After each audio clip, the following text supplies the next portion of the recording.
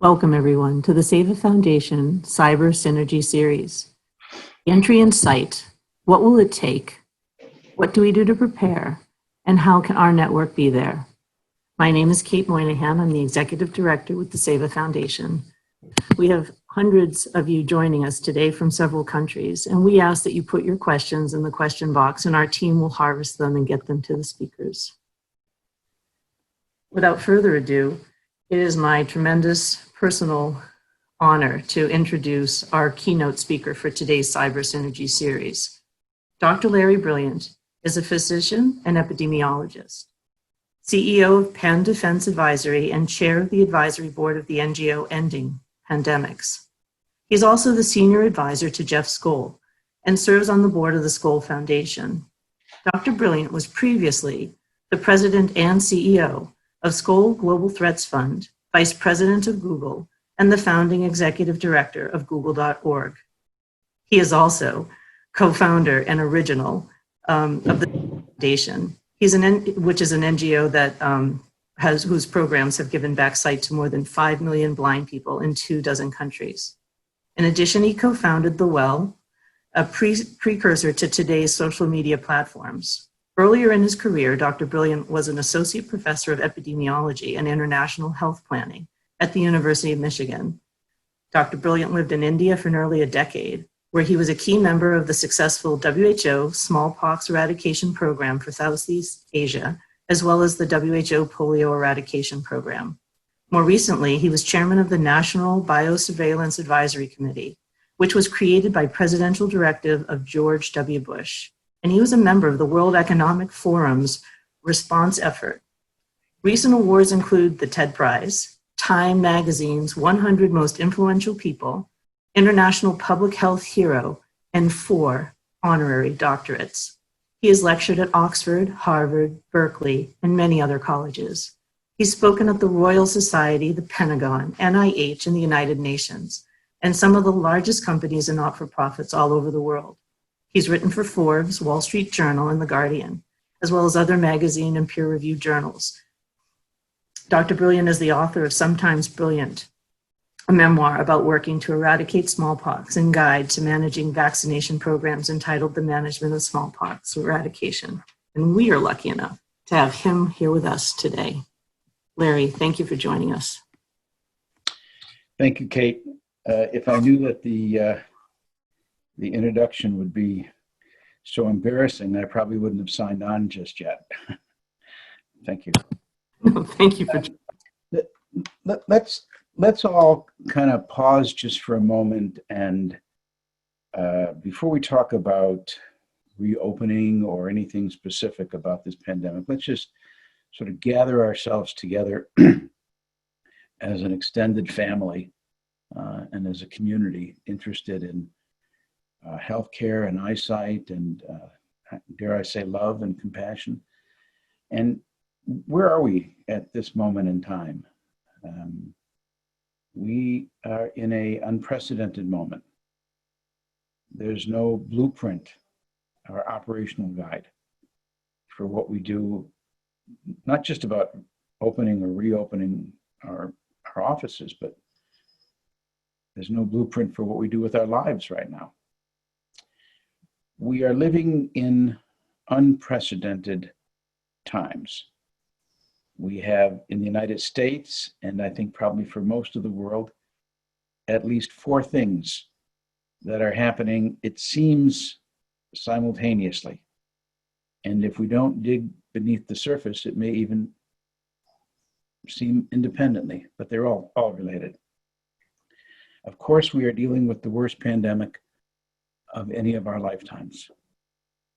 In many ways, this is worse than the 1918 influenza, but we'll talk a little bit more about that in some depth. We're also living in the midst of the worst global economic collapse for most of us in our lifetime, with a loss of something like 5% of global GDP, with an exacerbation of tension between countries fighting over scarce resources, and what to think of the fight that may yet come when we fight over the scarcest resource, the new vaccines or antivirals. In addition, in the United States, where we are still mourning the murder of an African-American, George Floyd, and living with the awareness of the Black Lives Matter movement that has, it seems like, been brought home to us, the epidemic of racism in our country. And our streets are flooded with peaceful protesters in every city in the United States. And maybe some of the largest protest movements are outside of the United States, in Berlin, in London, in Kinshasa. And in addition to that, we are in the midst of a political upheaval around the world where the birth and ascendancy of a kind of populism or nationalism has created centrifugal forces that are pulling us apart, breaking, if not straining, the international agreements that have kept us at peace for 70 years, since the Second World War. Those institutions, the United Nations, the World Health Organization, the World Bank, the FAO, UNESCO, UNICEF, the alliances are all being tested by nationalist movements in the United States, in India, in Russia, in China, in the UK, in Turkey, the Philippines, Brazil. We could go on.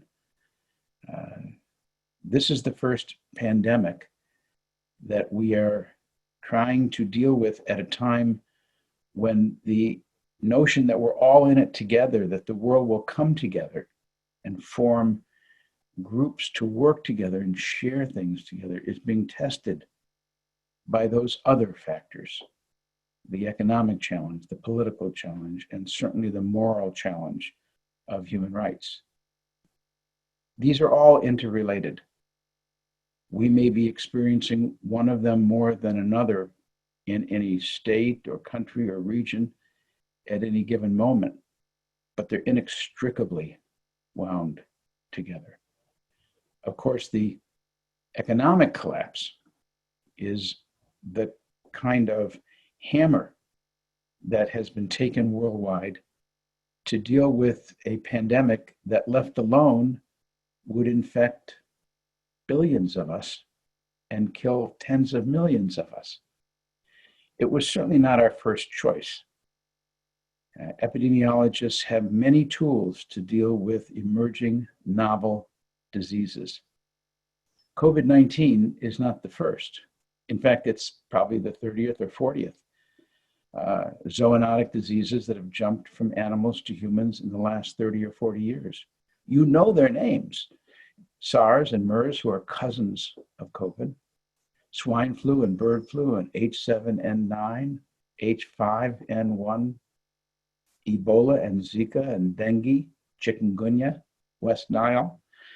You know these diseases are viral diseases of animals, and modernity and the way that we have cut down rainforest and chopped down other forests and moved into close living arrangements with animals have allowed diseases of animals to become diseases of human beings.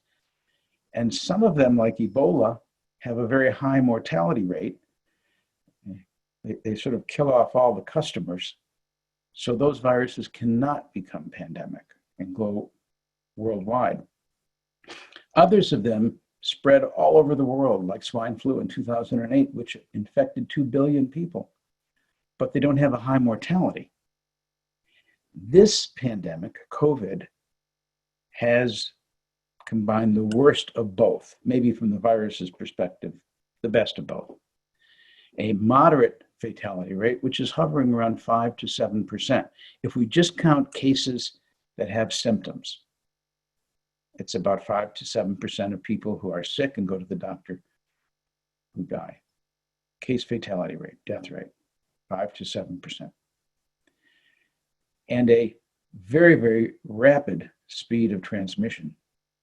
we say that the replication value is 2.2 to 2.4. That means for every one case, there will be 2.2 or 2.4 new cases every 5 or 6 days.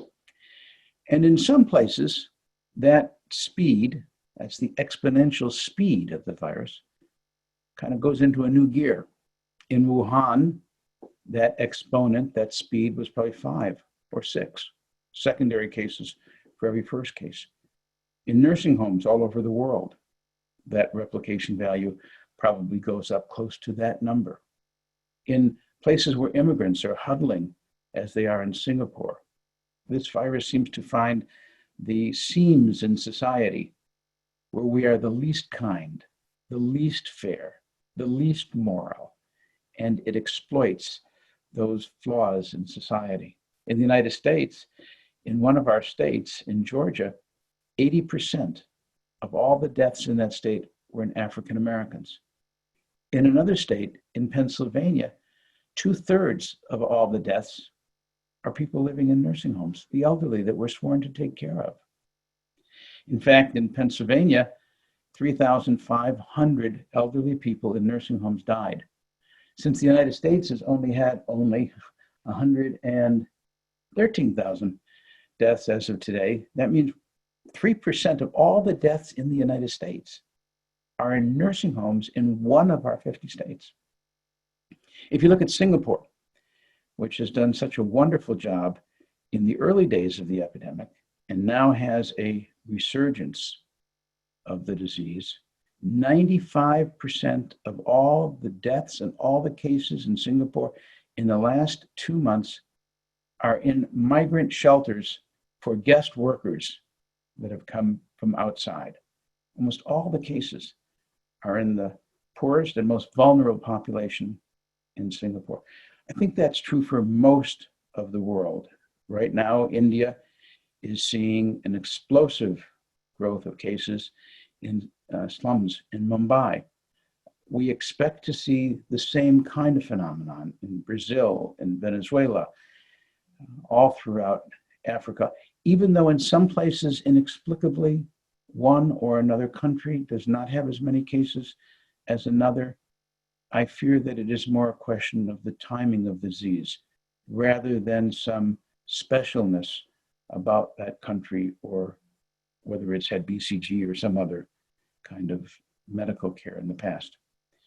So we are in the midst of the beginning of a pandemic. We are closer to the beginning than we are to the end. The question of whether we are having a second spike. So this is a graph of new cases by day worldwide. And I think it's useful to see this because this is, any metric that we show, whether it's deaths or cases, cumulative cases or new cases, will have a flaw in its ability to convey the totality of the pandemic.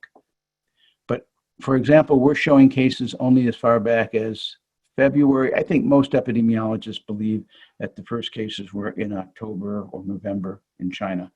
The reason that it looks here as if there are no cases is that the numbers are so small compared to right now, and because this is shown excluding China for reasons that are a function of the website, which is called covidly.com, which is quite a good website for tracking the disease. But if you take a look at this growth early in the epidemic, and when we reach this point right here, people began talking about the second wave. Well, of course, that's not really a second wave. This is not really a second wave. And I would argue that this is not really a second wave. I would argue that if we smooth the curve with the 7-day moving average, then the curve would look a little bit like this. We are really reaching the peak of the disease. And in fact, if you look at this, which was June 3rd, not even 2 weeks ago, we reached 152,000 cases in one day. That's just unbelievable. So the disease that we're looking at is just beginning. And of course, to answer questions about reopening or what's going to happen in the future requires a crystal ball right here. which I don't have, and I don't think anybody really has, because this disease is so new. And it's a novel disease, and that means we don't understand the pathophysiology of it.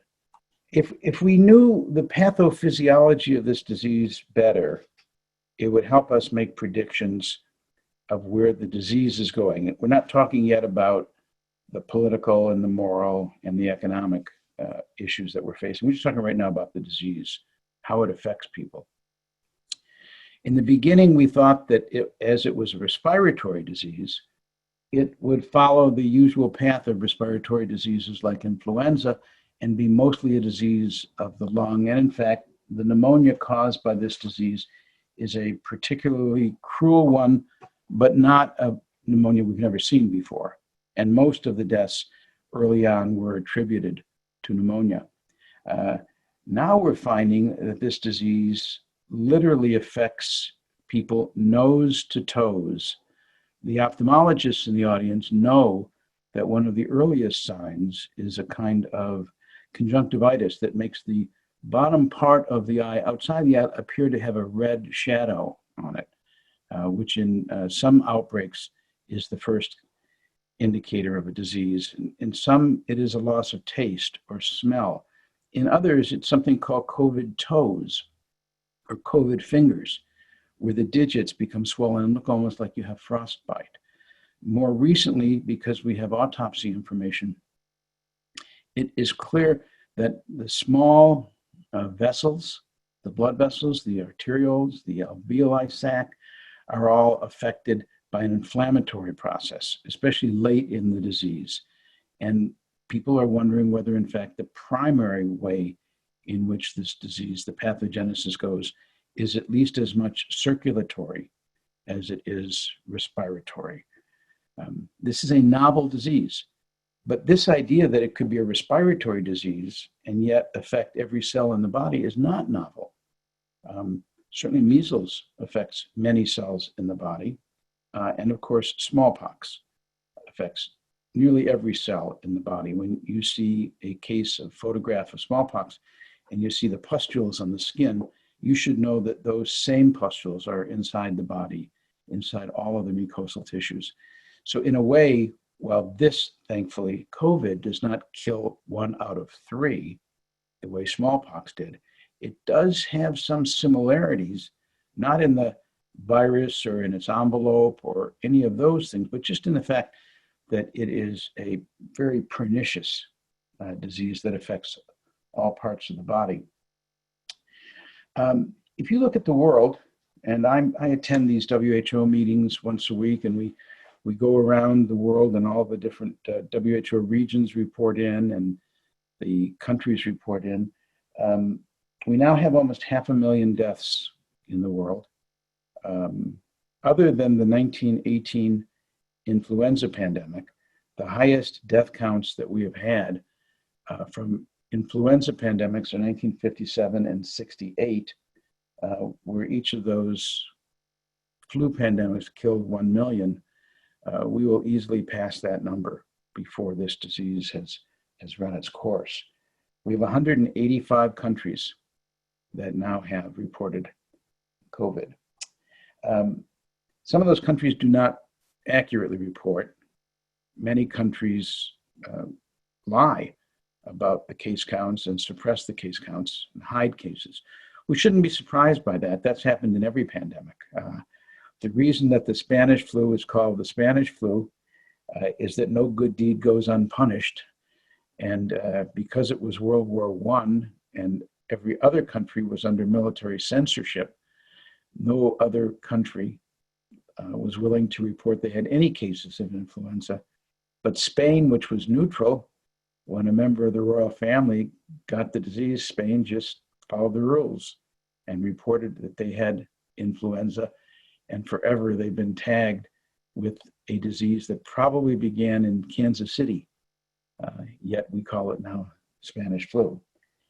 So it's usual that governments want to reduce the apparent toll that a pandemic is taking on their citizens, especially if they are engaged in international competitions and war or economic competitions. So we're in the early days, maybe the early middle of the first round of a novel disease that we don't know very much about, that is spreading in every country.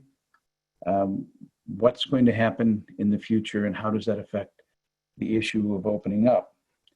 Well, I think that some very good news is that while we say that this virus is spreading at an exponential rate, so is the science spreading at an exponential rate. We are making colossal advances in antivirals, in treatment, and in vaccine. We have 200 candidate vaccines. 6 of them are already in trials in human beings. 100 of them are realistic candidates. We have at least 20 realistic candidates for treatment. We have one treatment that we know works and works very well, and that is convalescent serum. That is taking the blood, like you were going to get a blood, like going to a blood bank and donating blood, and taking the blood and then putting it in a centrifuge and getting the red blood cells out of it where the virus may still remain, and taking what's left, the plasma or the serum, and then getting hyperimmune serum from that.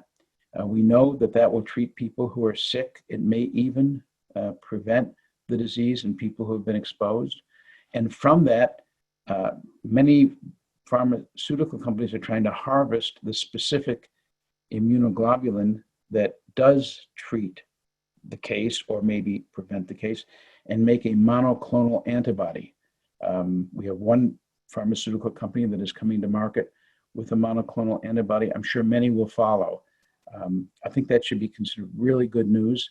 I think we'll begin to see antivirals like that, or treatments rather, like that in the market this fall, which would be spectacular. And I think we've got at least 6 candidates for vaccines that will be in a trial in large numbers, 10, 20, 30,000 people in trials this fall, and we'll be able to see how well they're doing. So those things are all things that make me optimistic.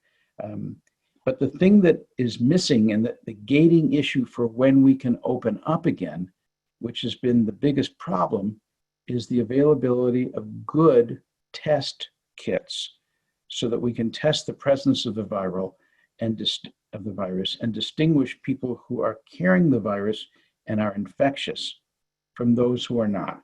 And let me just spend the rest of my time on this, because in order to decide when it's the country or a city are ready to open up, you have to do something at the same time as you open up. You have to close down on the virus. It isn't just a question of looking at the case trends and saying that they've been going down for 14 days and then say, well, we can open up and we can do everything we did before. We have to be able to find where the virus is and put it in a box.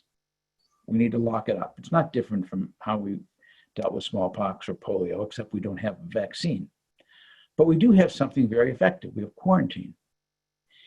I mean, just dream with me for a second.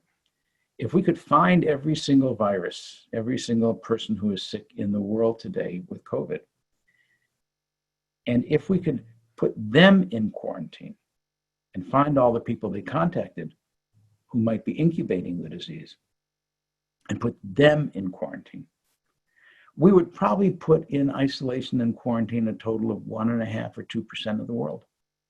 That means 99.5 or 98.5 or 99% of the world would be able to open up.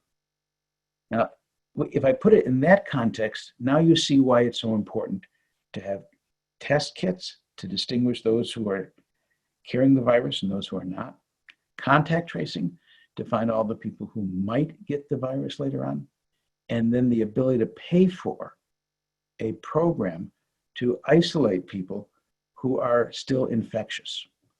And that's the problem that we've had in the United States and in most other countries. The countries that have done really well, like New Zealand and Iceland and Taiwan, they have followed this plan exactly. They have found all the cases. They have done excellent contact tracing, and they've done superb quarantine of those who are carrying the disease. Germany has done a very good job. The countries that have done poorly, who have failed to do that, like Sweden, have not done that kind of contact tracing or have not closed down the economy. Sweden now, unfortunately, has one of the highest death rates per capita anywhere in Europe. And the countries that have failed to do that quickly, like the United States, now has the greatest outbreak in the world. The United States now accounts for 1 out of every 4 deaths in the world, 1 out of every 4 cases in the world. That shouldn't happen in a country that has as many resources as the United States. But we gave the virus an 8-week head start in the United States, as other countries did as well, by not being transparent, by not being in a hurry, by not taking the virus seriously. The virus does not care what your religion is. It doesn't care what your race is, and it certainly doesn't care what your politics are. It sees all of us as customers. And unless we take it seriously, there won't be so much a question of opening up. The question will be, how do we live with this new disease that will continue to circulate? We will have to live with it the way we live with HIV/AIDS, the way 100 years ago people lived with smallpox. We can get rid of this disease. We can defeat it. We can throw it into the dustbin of history.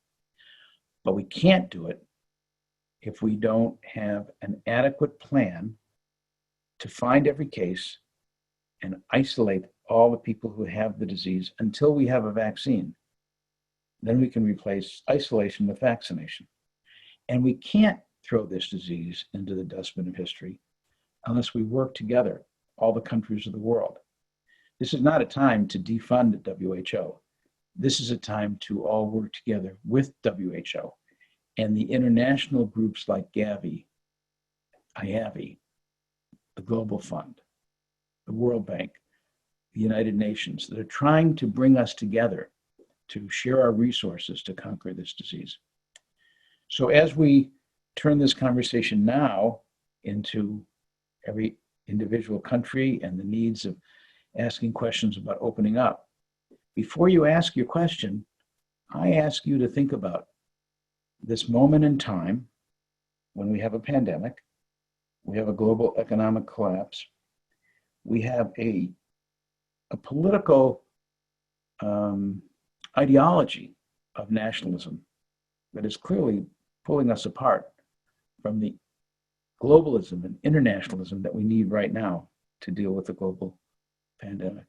And we have in the United States, and I think around the world, the growing understanding that we can't do any of these things and ignore human rights. Black Lives Matter. We need to think about all of our own countries and the poorest and the most vulnerable in our countries, because first, it's morally the right thing to do. And second, because this virus will find those crevices in society and be made the worse if we fail to take care of them. Thank you very much. I'm happy to answer any questions. Oh, Larry, thank you so much. I know you're happy to answer questions, but I also happen to have a bird telling me that you're actually being called for your next conversation. I'm okay for about 10 minutes. Okay, then. Well, then why don't we do that? We're going to go ahead and pull forward a couple of questions. I think you rightly brought the conversation where a lot of your guests are concerned and wondering, which is both Dr. Marsha Kelly, who's a guest of ours on today's seminar, as well as Dr. Sinha from the Bihar Eye Bank Trust. Their questions circle around what's the best way to start outreach work and what are some of the almost common sense strategies that maybe you might employ if you were going to have a picnic with 6 of your friends. I think folks are really curious about your thinking about practical ways to both quarantine and isolate, but also recognizing that, life and work will start to continue. Well, I think that, I do a lot of modeling. I've been working with a lot of different industries, governments. And so we will do very sophisticated computer modeling, econometrics sometimes. I'm interested, if you haven't seen it, this paper that came out in in Nature earlier this week, first from Imperial College in London, and then more recently from Harvard and from Berkeley. They all show that closing down, as we've done all over the world, has probably saved 500 million cases and tens of millions of deaths. So we should start off by appreciating the fact that all that pain that we've suffered is not for naught. It's really had a big impact on slowing down the virus. And so, but we have to open up. We can't have 1 billion people out of work, which is what we have right now worldwide. 1 billion people out of work, it's just unthinkable. But I would say, look, be practical. We're not all going to do sophisticated computer models, and they're not really appropriate for most of us who are having to make decisions. I tell people, if you want to know whether something should be open or closed, ask, does it look like the places that have the most explosive outbreaks? Does it look like a cruise ship? Does it look like a nursing home? Does it look like a restaurant with a bad air conditioner, low ceilings where a lot of people congregate? Or does it look like two people walking in the park with masks on and gloves and are practicing good social distancing? It seems prudent to open up the safest parts of the economy first. Walks in nature, places with outdoor recreation where people can practice safe distances, and to open up the places that are most dangerous, like office buildings, where many people congregate, and where the disease has passed from person to person, to open those places up a little slower, even though that may be the most important part that we need for the economy. But we should be able to do this. We should be able to reach a point like Germany has reached, where you can keep the economy going, practice social distancing, great hand washing, which is so important, wearing masks all the time. By the way, masks might be the single most important intervention. If certainly if 100% of people wore masks all the time, the virus would have no place to go. But if even 80% of the population wore masks 80% of the time, it would be hard for the virus to continue growing at an R value of greater than 1. So to me, the guidelines are choose wisely. The places that open up, do it gradually. See the impact on the disease. Be ready to close it down again if it's not working. And then to understand that it is possible to live with this virus, but we must do it prudently and learn from others and share experiences with places that have done it more successfully.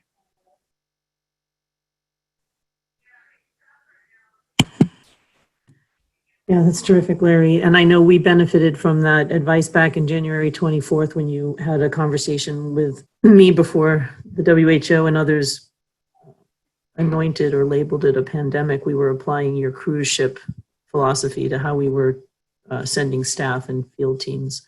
You have one question from Anna Malawi. She's curious about the HIV and common cold don't have a vaccine. And I think what they're looking for is a little bit of crystal ball projection about, is it possible that corona would also not have one? That may not have a vaccine. Is that what you're saying? Is the question that maybe we'll never Yes, have that the question is it possible? or is the question, how do we live with it? Yeah, how would we live with it if these other viruses are in the world and they don't have a vaccine? What do you feel like it's possible that corona won't have one? I think HIV AIDS is such a unique virus because it particularly targets the cells of the immune system, rendering it so difficult to find a vaccine which needs to stimulate those same cells in order to give you immunity. I think we should take that off the table as sui generis or unique in trying to compare this to something, another disease. But the common cold is a really good comparison because the common cold is actually two different classes of viruses, rhinoviruses, which are a little more than half, and coronaviruses, which are a little less than all the colds. In fact, 4 of the viruses that cause the common cold are coronaviruses that are related to COVID. In fact, there are 7 coronaviruses. And I think this is a good way to look at it, because this is, will we get a vaccine and what can we expect if we don't? So there are 7 coronaviruses in circulation now, or have been recently: SARS and MERS, COVID, and then 4 coronaviruses that may have historically been like COVID or like SARS or MERS, but have kind of retired and gone to the retirement community of coronaviruses, which is they just circulate every year or two as the common cold. They don't do very much damage. They don't create very big symptoms. We get immune to them for a year or two, and then a year or two later, they recirculate again. And that's sort of the reason why you see this seasonality of coronaviruses that are colds, because they give you immunity for 1 or 2 years, and then the next coronavirus, which is a cold, comes and becomes cold. So one of the possible destinies of this COVID is to become the 5th cold virus that's a coronavirus. Another possible destiny is to be like SARS or MERS, which is it burns brightly and then it dies out. SARS only had about 8,000 cases and about 1,000 deaths. And MERS, slightly higher death rate, about the same number of cases in thousands. MERS had about a 30 or 40% death rate. But then they burned out. Although MERS is the disease of camels, it continues in camels, it jumps back into population every once in a while, but we certainly can live with that. But this COVID, as I said earlier, it combines the spreading capability of the coronavirus that are colds and the lethality of it's similar to, but not as much as, SARS and MERS. It could become endemic. It could become a disease which gives you immunity for a year or two and then comes back a year or two later. I hope that doesn't happen. We can certainly stop that from happening by getting an effective vaccine that can be used. But remember, once you get a vaccine, that's not the end of the story. Once we develop a vaccine, it's not all rainbows and unicorns, as I've said before. Once you get a vaccine, what comes next is a vaccination program in 220 countries, just like the polio eradication program and like the smallpox eradication program, with additional tools that we didn't have then. I am optimistic that we will have multiple vaccines, that, as Tony Fauci has predicted, we will have them 12 to 18 months after the virus first appeared. What I'm concerned about is that the vaccine we may get first might require a booster shot or annual injections. It might require a cold chain. In other words, that the vaccine must be kept cold all the time. That'll make it very difficult to take it to all the nearly 200 countries that will need to be vaccinated, to have all their population vaccinated. I think we'll probably wind up with something in the middle. We'll get one vaccine. We'll all be desperate to use it, even though it may be a less than perfect vaccine. And then a year later, we'll get a different vaccine that'll be better. We've seen this with the meningococcal vaccine. We keep getting a better vaccine. We've seen it with the shingles vaccine. Each year, we seem to get a better version of it. And that's sort of the way the vaccination program, I think, will grow. I don't think that we will fail to get a vaccine against COVID the way we have failed against HIV/AIDS.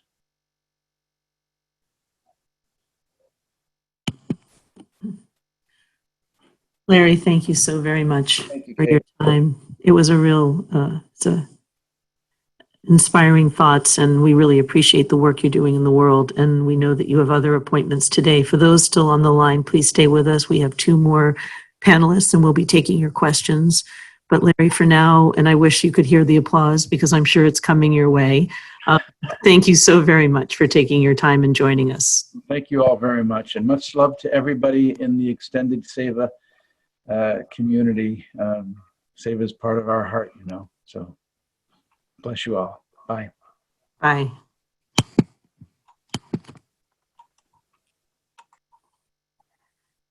As a reminder for those of you still with us, we will be taking your questions, and we're happy to have two more guest speakers. They both are extraordinarily talented women who are medical directors in their own right and work with Seva in communities of both India and Guatemala. And first up is Dr. Samina Zamindar.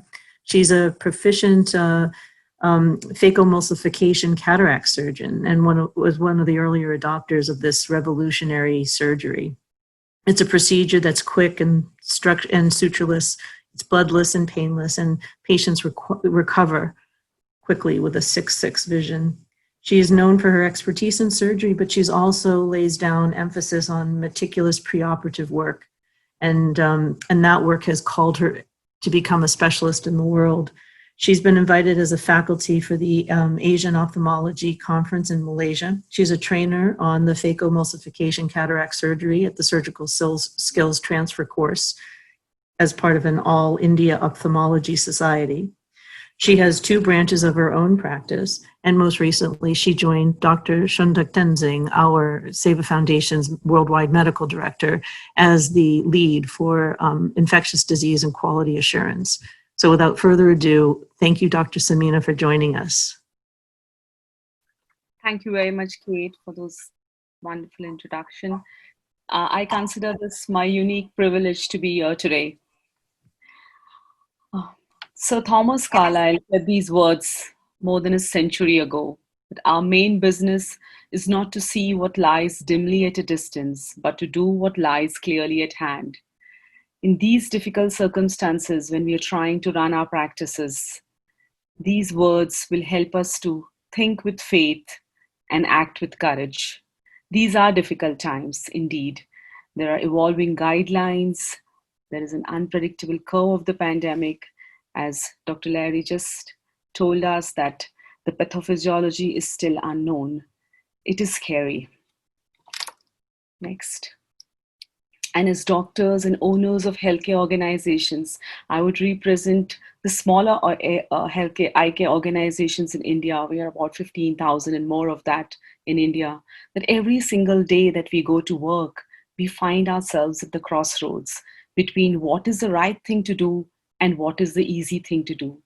There are so many small and big decisions to be made about which is the best PPE, what if my staff develops influenza-like illness, how to prevent layoffs, keep the team together, how to see that the staff is continuously focused and mindful about precautions.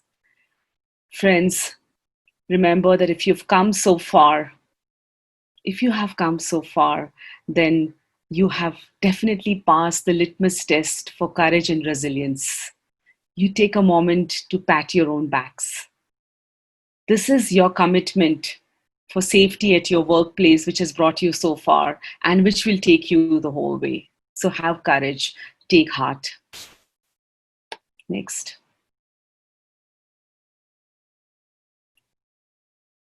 Can you do the next slide, please? Yes. So we will have to, the previous one, please. We will have to ensure that there are continuously steps taken to continue the business of healthcare amidst all kinds of disruptions. I believe in the magic of standard operating procedures, and I've been working in India and Nepal, like what Kate said, in helping eye care organizations to set up standard operating procedures. The first step, what you need to do, however small or however large your organization is, to have a dedicated COVID committee who meets periodically and makes decisions about what to do. That is very important. A coordinator has to be appointed by the committee who will oversee the COVID risk mitigation activities. And a most important thing is the communication protocol with all the stakeholders, your patients, your staff, the attenders, the general public, doctors, should be made very, very, very clear in the form of visual aids, circulars, posters, Zoom meetings, phone communications, however it is feasible, with social distancing.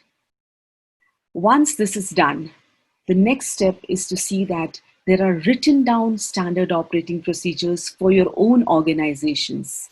Next. Two of them are very important. Even if you have never worked with standard operating procedures in the past, this is the time to have your own SOPs in place. The first is the risk assessment and risk reduction activities for COVID, including safety protocols and care for your vulnerable staff. Please remember that pregnancy is now considered a reason to stay away from work. Second is the COVID metrics for risk readiness, a concrete course of action based on knowledge gained from present guidelines for 4 distinct conditions. What to do if your staff or family member develops COVID-like symptoms, when is the time to get them tested, where to get them tested, how will they quarantine or isolate themselves. Remember, most of them might not have homes which allows isolation. What to do if they test positive, and when can they safely resume work. This is very important that this is written down, discussed with the COVID committee, and then made known to the staff. There are 2 benefits of this. First, the staff knows that while they're working for you, you've got them covered. And second, and most important, is that when you actually face the risk, your decision is well thought of and not a decision made in panic. Next. So clarity in the form of SOP. And the second important point is empathy. Training, motivating, and thus empowering healthcare workers to work without the fear of the stigma of the disease and its consequences. In India, the stigma of COVID is even larger than the stigma of HIV just now. This has to go away. You need to empower and listen, take time out, and find out ways in which your staff gets a chance to tell you, you understand them and empathize with them. This is of urgent need. They need to know that the entire team is with them in case if a risk appears, for them and for their families.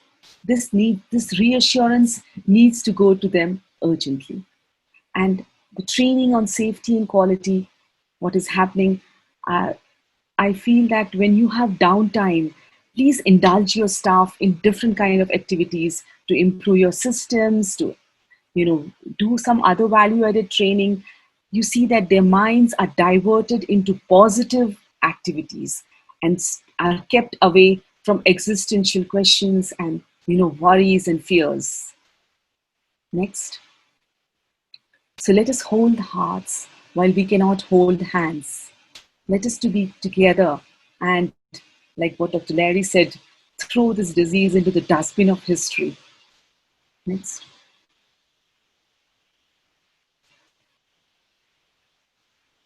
The next slide. I would like to tell you that there are a lot of plethora of messages which are enough to cause worry and fear, but let's focus our energies for today's work, and its allotted task. This too shall pass.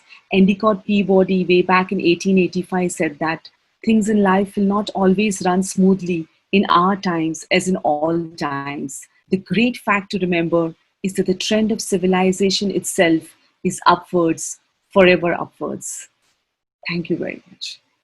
Thanks, Kate. Thank you so much, Dr. Samina.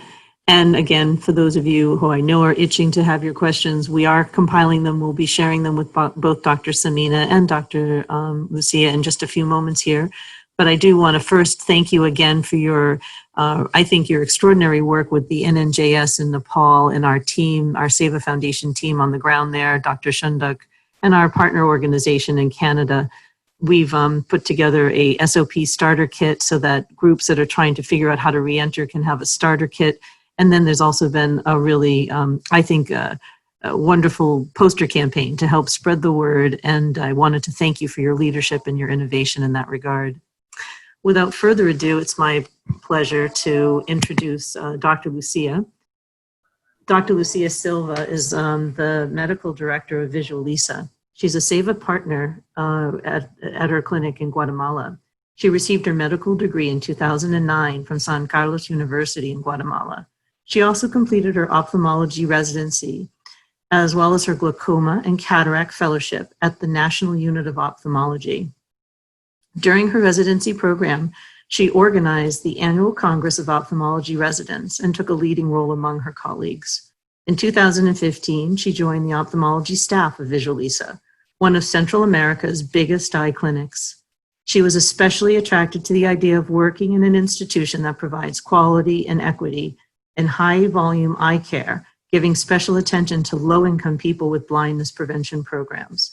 Today, Visualisa performs more than 35% of all cataract surgeries in Guatemala. In 2017, Dr. Silva became the new medical director at Visualisa, and since assuming her role, she has implemented protocols for medical and surgical management of patients, as well as programs of continuous and actualized medical education for the ophthalmologists. She's also introduced training programs for allied ophthalmologic personnel and upgraded processes in other departments. Dr. Silva aims to improve and boost innovation in ophthalmology in Guatemala and ensure that Visualisa grows as one of the best and biggest eye clinics in Latin America. It's a real pleasure to have you today. Well, hello, good morning to everyone. First, to start my talk, I want to talk a bit of how our clinic was working before the pandemic.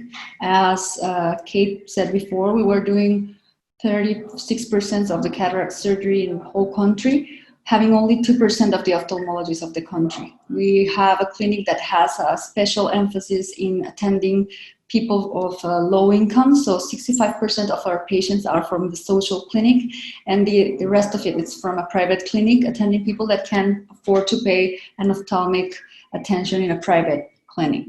We do have another programs to work nationally as the Trachoma project and the rapid assessment of avoidable blindness nationwide. But after having these statistics, then we arrived with the COVID pandemic. Next, please.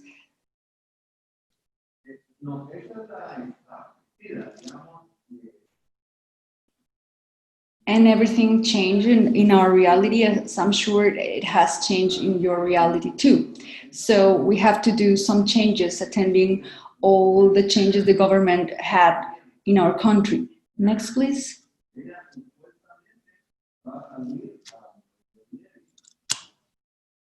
So as COVID-19 situation started in our country at second week of March, we start dealing with the government actions that declare a state of calamity in our country. We have to deal with a curfew from 4 p.m. to 4 a.m. All the public transportation services were suspended, and we have to attach the implementation of measures for social distancing activities, and all the private hospitals and clinics need to special permission to operate. So these main government actions had a huge influence on what the clinic had to do. We had to suspend all the regular activities of our clinic and closing our vision centers, and we have to start distributing the staff in a clinic to work by shifts. And also we had to develop really quickly primary protocols for attention and also for our personal safety. And we limit to attend only ophthalmic emergency following the guidelines of the international, leading ophthalmologic institutions. And we have to provide transportation service to all staff. This mainly affect the clinic because 90% of the income and the volume of patient was reduced. So this was in the first phase. Then the second phase of the disease came to our country. So next, please. And this also came with so many changes that I think that most countries have been facing. And it's, extended state of calamity. We do have a continuous suspension of all the public transportation services. And we've been dealing with unstable decisions from the government on managing the pandemic, which goes very in hand with all the information that comes and goes about the disease and not being really clear about how the disease, it's acting, how to prevent it, and what to do, what not to do. So this has been unstable with the government actions, and that has influence in the way we have to give attention.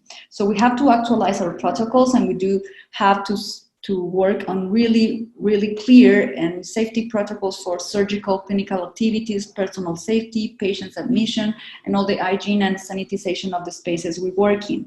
We have to accommodate our schedules depending on the government, permissions, and we have to apply social distancing measures in our own clinic with our staff and with our patients. We start working on safety actions in the entrances, like making questionnaires, taking body temperature, and all these measures to assure that we have a really safe environment in our clinic. Next, please.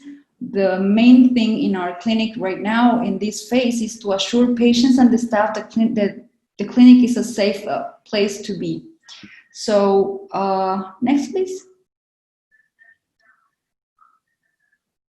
Dealing with all these, we come to the point that we have to do innovation. We have to innovate. And when I talk about innovation, I'm not talking just about doing new things, but also about doing new things that really offer a solution that they attend the needs of our patients and also for our staff.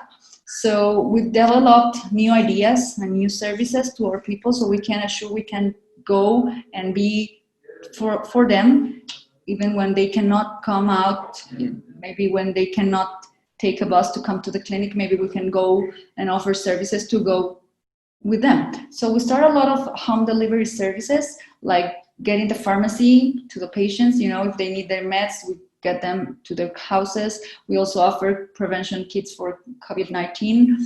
We also offer services to repair glasses and going to pick them to the patient house and then bring them back again when they're already repaired. And we, next please. We've been also offering new services as the teleconsultation service, which is a new platform we designed to offer this service to our patients, synchronized with our current system. So we don't have to check into different systems, the information of the patient, but we can also give like a medical consultation and see all the medical record and give some results of their special test being done. And this assures us that the patient that cannot come to our clinic is going to get the attention even in this way. Next, please. These are some images of the system we already designed and we're already using. And we also did some new service to get to our patients to medical attention. So we developed an ambulance, like a mobile clinic, so we can go to the patient house and give them a quality service in ophthalmic attention. So inside the ambulance, the people can go inside and have an evaluation of their, refraction. And also we have like mobile instruments to do the ophthalmology test. And we give the service that for them, giving them the glasses in the ambulance or even medicine if it's necessary. We've been attending people from mainly near the area of the city, because this is where we can go. We have limitation to circulate in the country, but the aim is to make this idea to go further to other places so we can be near to all our patients. And on the visitor centers we have outside the city, we've developed telemedicine service so we can take pictures of our patients, and the ophthalmology in the city can look to the pictures and give solution to the patients. Next, please. So when we come seeing all this, what we have in mind right now is, well, what's next? We're already changing so fast, but we have to see what to do. So one of the ideas that we have right now is to decentralize our services. We have, two big clinics, one in the city and one in a north department of the country. But what we think right now is if we have to maintain these social distancing measures, we have to decentralize our services. And we're thinking about opening more, clinics near the areas we have our big clinics, so we cannot, we can attend all our patients, but without crowding a big hospital with a lot of people, but small clinics where we can attend the same patients, but without so many people. And we have to continue to have, all the safety measures we're already using. This is going to continue. We have to adapt. We have to learn about COVID-19, but we also have to grow. We have to continue being careful, but we have to continue with all these measures to assure our patients that everything is going to be okay.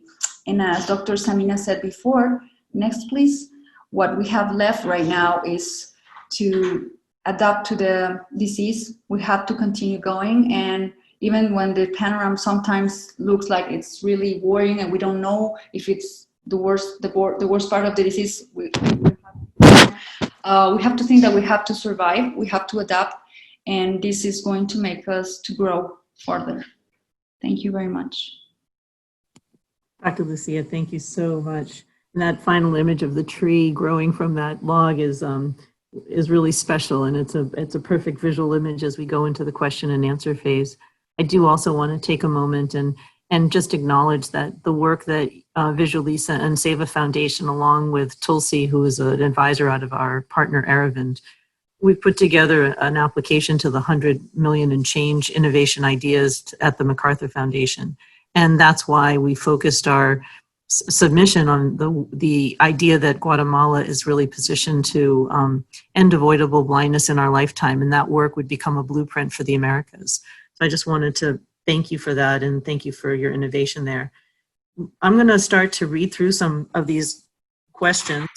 Dr. Lucia, one of the first ones is for you.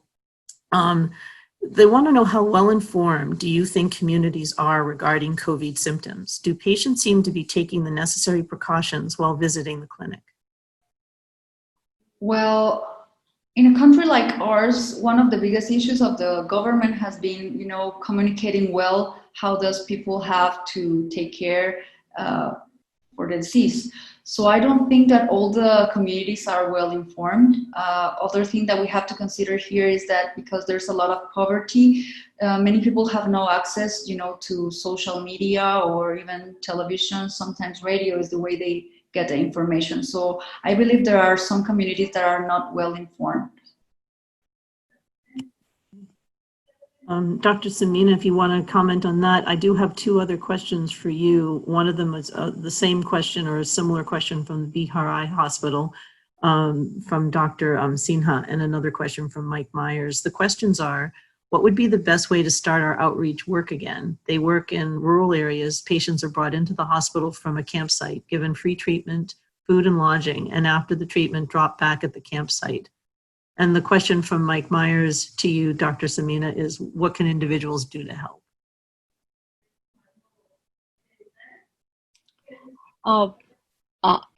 At the moment, what Dr. Lucia said about what happens, what is the awareness about the community. In India also, there is reasonably good awareness, I should say, but they don't realize one thing, which I think we spoke in our last meeting also, that all the three things together, that is mask, social distancing, and hand hygiene, all the three things together will help us to shut the virus, because each one by itself has flaws. Now, this understanding, it took me a real lot time to make my own staff understand this. That if they are wearing masks, that doesn't mean that they can go very close to somebody. Social distancing still needs to be maintained. 2 meters is still a must. So for it to percolate down to the general public, it is going to take some time. I think the need of the day, if somebody would ask me, how can they help? If they have resources, we need to help create public awareness in whatever forums possible about the importance of all the three things together: mask, social distancing, and hand hygiene. And second, we all together will have to remove the stigma of COVID. That is very important. We need to tell especially healthcare workers, we need to reassure that if you do develop symptoms, you need to come forward and tell us, because they're so scared. And there are very clear guidelines for the Ministry of Health and Family Welfare has given that only if there is fever above 100°F, if there is cough, if there is breathlessness, then you need to get yourself tested.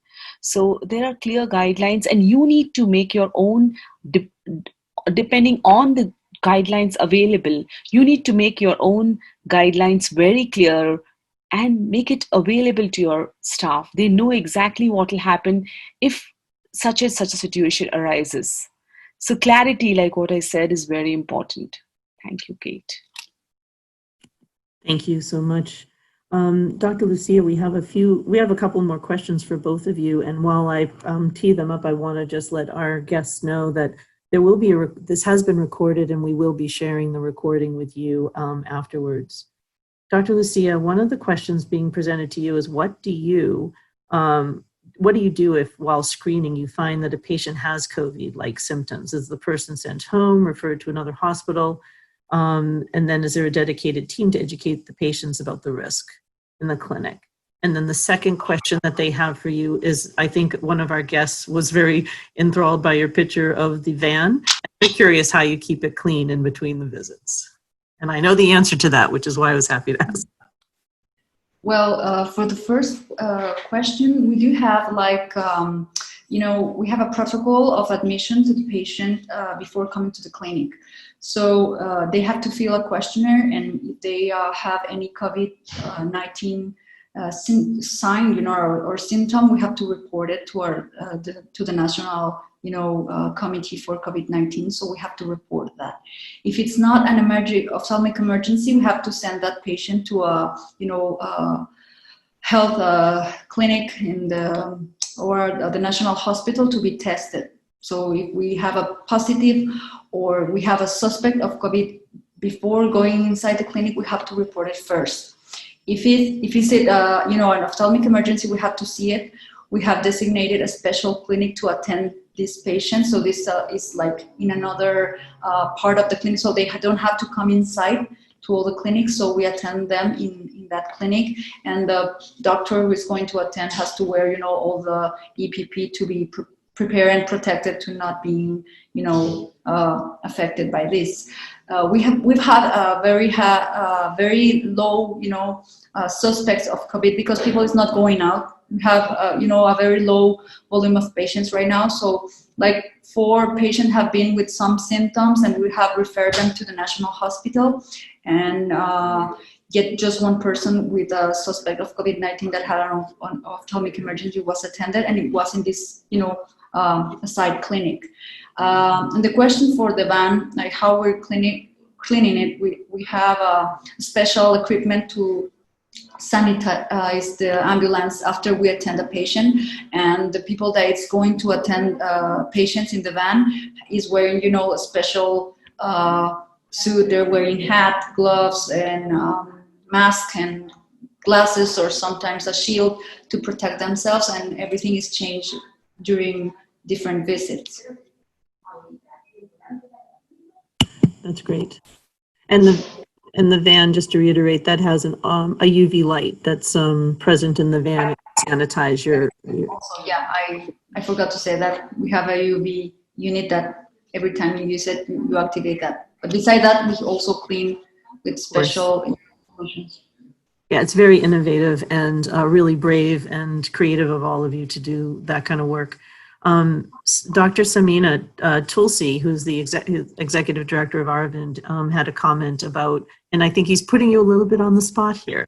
He said that India went into lockdown early, but today they have multiple times the cases on a daily basis.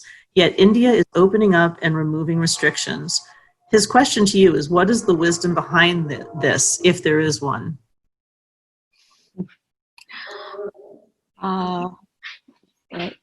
So I don't think so that I'm qualified to answer this question.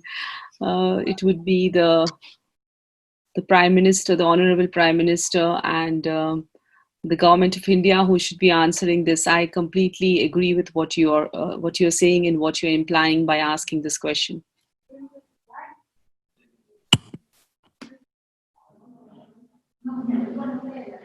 So I think what we're wondering about now is, as you're leaving, we're looking at the time, and I'm trying to be respectful. We would take you for the rest of the day if we could keep you both, but you're both busy and you have day jobs.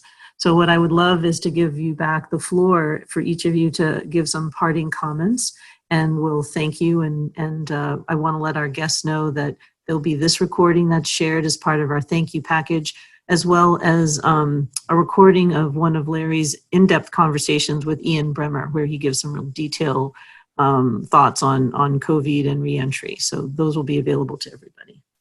So why don't we start with you, Dr. Lucia? Any parting thoughts for our guests? And then how about, and then we'll take it to you, Dr. Samina. Well, thank you. I just want to say that going back to what we have before, it's not going to be possible. I think we have to realize that this is a new era. So we have to be really conscious about we have to adapt ourselves, and we have to be, our mind has to be open to new ideas and to new ways of giving attention and get informed. Being informed all the time is, one of the most powerful weapons we can have in our side to be doing things the way we should. Yeah, that's very wise. Knowledge is power, and being ready to respond as we learn more. So, Dr. Samina, parting thoughts from you. I think I would just reiterate what I've already said, that however small you are, a small organization you are, remember that you have an important role to play over here. You need to work diligently towards stopping your hospitals from becoming hotspots for transmission. So see that you have a COVID committee, you have a dedicated coordinator, you have your SOP in place, and you have ongoing training for the staff, and you indulge your staff in positive activities so that they are free from worries, and keep them reassured, empathize with them, and hold hearts. That's very important. We need to be all together, and we need to forget about smaller petty issues, but these are very difficult times, and this is a time to hold hearts if we cannot hold hands. Thank you, Kate. All right, with that, I'm going to thank both of you again. I want to thank the Seva team that helped produce this today. Rolanda Pintro, who is our Director of IT, Smriti Shada, who helps with the marketing, and Julie Nestagen, as well as our very talented program team of Dr. Suzanne Gilbert, Dr. Tenzing, and Heidi Chase. I want to thank everybody for joining us. This will be available for your review and for you to share with those that are also asking similar questions in an effort to make sure that themselves, as well as the people they serve, are safe. Empathy, holding hearts rather than hands, and trying to do our part to put this in, what did Larry say? The dustbin, the dustbin of history. Thank you very much for taking time today. Continue to work hard to keep yourselves safe. And like what we say here, keep calm and Seva on.